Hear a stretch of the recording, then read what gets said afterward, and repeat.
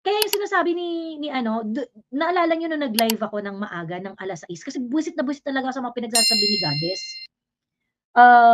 I did the live, I think yung araw na yon, yung araw na nagpo-post si Goddess na gusto pala niyang i-debunk si Jun Abines, si Kuyang Jun Abines. Dahil yung sa unang sinulat ni Kuyang Jun Abines na nag-viral, kasi alam niyo naman si Kuyang Jun magaling magsulat at saka he really has his way with words, with written words. And so, pag talaga nag-explain si Kuyang Jun, nag-a-appeal talaga to sa mga readers at nagva-viral. So they wanted to address that because they said na sinasabi nila na yung kinuwento nyo kasi nung una ay blanco ang GAA. Wala namang blanco ang GAA 2025. Okay, fine. Siguro there might be some misunderstanding along the way. Okay. Sabihin na natin na, o sige, okay? Sabihin na natin na merong misunderstanding along the way. But why didn't you react on the statement of Kong Ungab?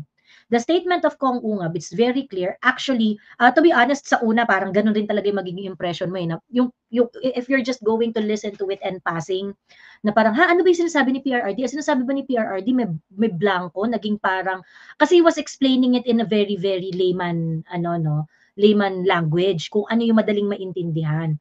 Sinasabi ba ni PRRD, ginawang blank check yung budget, ganyan-ganyan.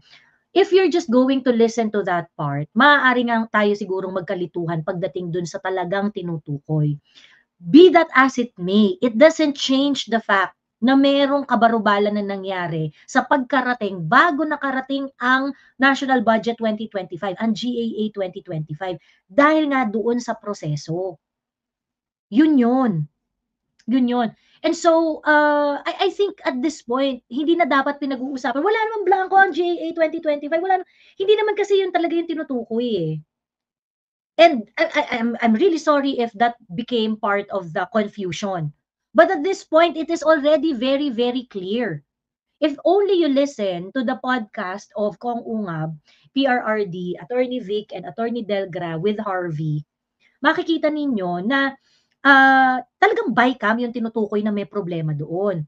Ngayon, inevitably, magkakaroon ng problema ang GAA 2025 because the GAA 2025, the one that is signed as a law, is based on the bicameral report.